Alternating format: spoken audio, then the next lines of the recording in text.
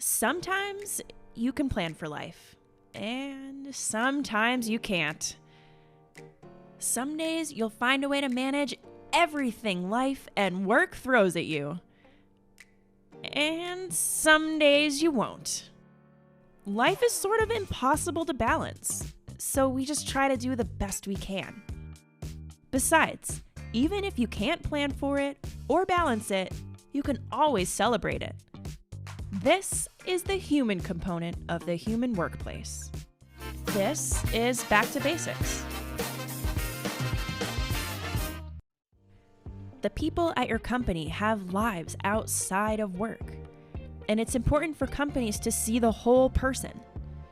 For years, we've talked about work-life balance like they're two separate things, but they're not. The idea of work-life balance is really one based on work before telecommunications, work before, Zoom meetings and Slack, and you can text me here if you have a problem. That's not life anymore. If the pandemic has taught us anything, it's taught us that the power of choice is more important now than ever. If you want to know what work-life balance is going to look like for me, you have to know me and my situation. And again, a call to leaders to get closer to their people. What's going on with your head? What's going on with your heart? What's going on with your home? So that we can together work out something meaningful that works for you and empowers you and enables you to do your best work. For some people, maybe it looks like coming into an office at 7 a.m., leaving at 5 p.m., and not answering any emails after that.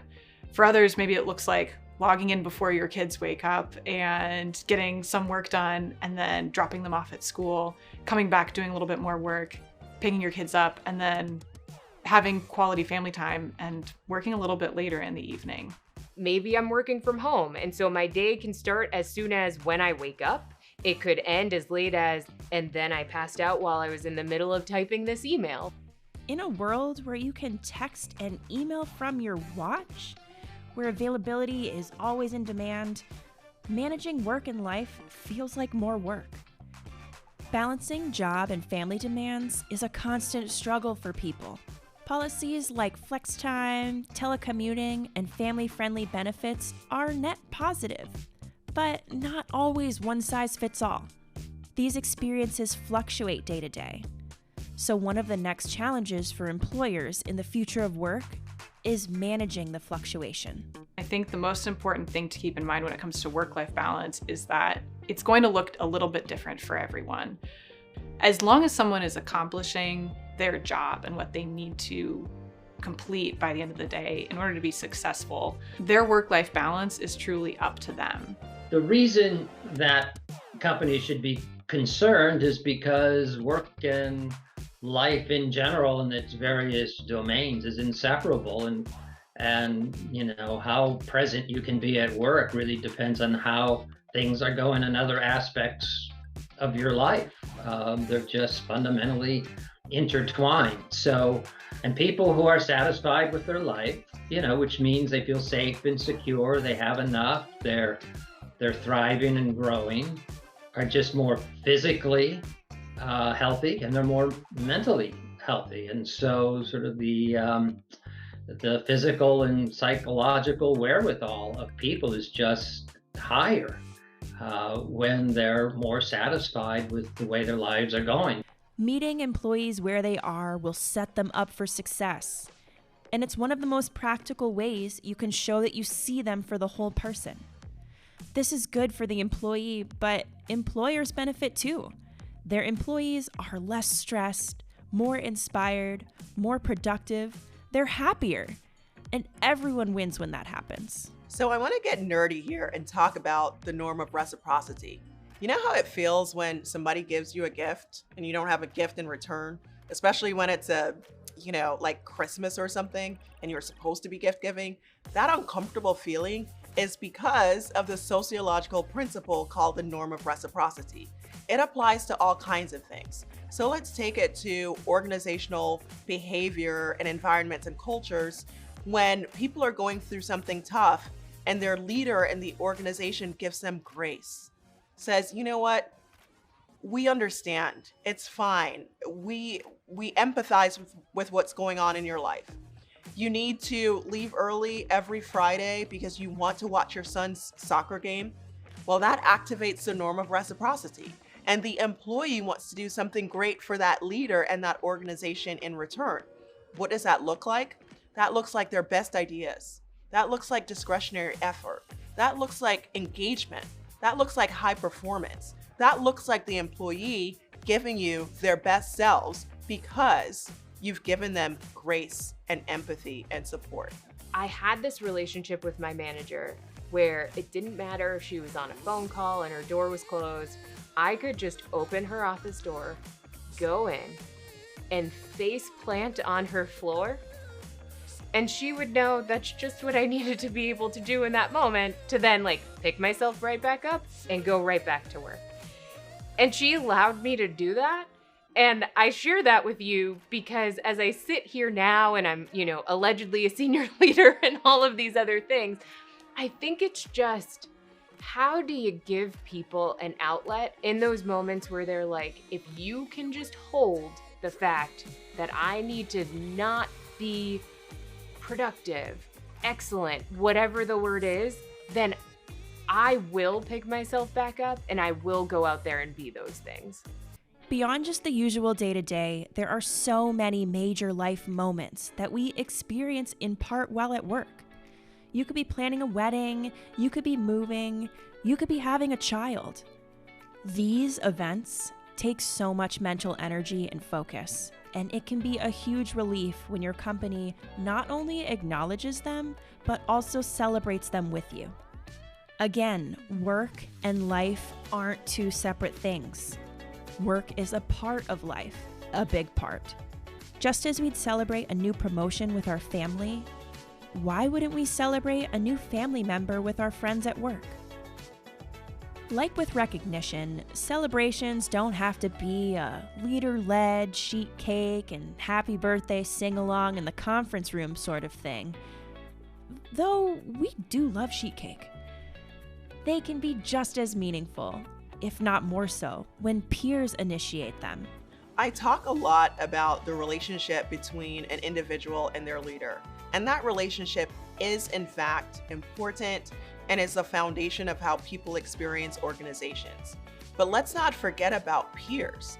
If you talk about feeling seen and feeling like you're part of a community, every person is a tie, potentially, to that organizational community. So the link between an individual and their manager is an important tie, but it is only one tie. So if you get all the peers around you recognizing you, celebrating who you are, and essentially saying to you, I not only see what you're doing at work and appreciate it, I see who you are. That's a connection to all these different people who are doing that for you. And each of those connections is a tie to the organization. When this is happening really well and across a number of peers, the person feels like they're part of a community, and people don't leave their communities easily. And they do it very infrequently. So you get higher retention as well. It's not an easy job, but those leaders who are aware of sort of the multitude of considerations that they have to take into account and know which of those many are most important in a given circumstance, I would qualify as a wise leader. The best companies are very people-centric, and they realize that there's this whole person that has myriad needs, and some of them aren't specifically focused on work, in fact many of them are. There is so much value in celebrating the big moments in life. And so much fun. Babies, birthdays, 5Ks, first homes, fifth French bulldogs. Whatever makes you, you, deserves to be celebrated. And as it pertains to work, anniversaries should be seen as a huge deal.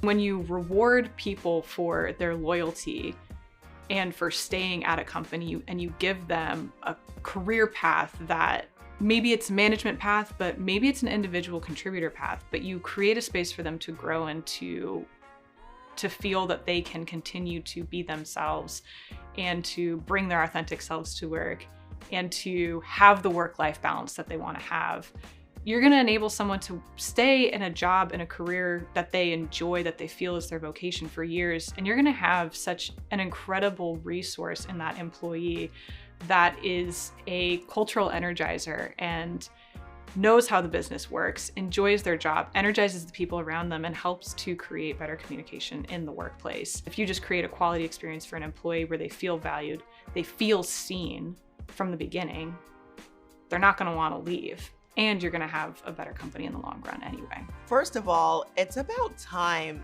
companies get a lot more human-centric. What does that mean? That means great check-ins between employees and their leaders. That means recognition from leaders and peers as well. That means celebrating the things that people accomplish, not just in work, but outside of work, like running marathons and buying houses and having babies. When all those things happen, people feel connected to each other. They don't want to leave the organization because they're enjoying it. They're engaged. They're productive because you're strategically reinforcing high performance behaviors. The other thing is individual lives get better. We did some research with Gallup that shows that when people are appreciated, they're much more likely to be thriving in life. So let's not forget our responsibilities as leaders to the people that we lead. If we do that well, we can actually make their lives better. And in return, they will make the organization better because they will give of the very best of themselves to that organization and to that community. We all want to know that we're doing work that matters. We all want to know that we're getting out of bed each day, making the sacrifices that we have to make in order to get to our jobs and then do them well. We have to know that has an outcome beyond just making some stakeholder some money somewhere. We have to have a tangible connection to that ourselves. Otherwise, it's conceptual. The future of work is human. It's rooted in strong values, inclusive and psychologically safe for all. It's infused with gratitude and lifted with celebrations of the things that make us human. Because it turns out, helping employees grow every day isn't just a nice thing to do. It's good business. And it doesn't get any more basic than that.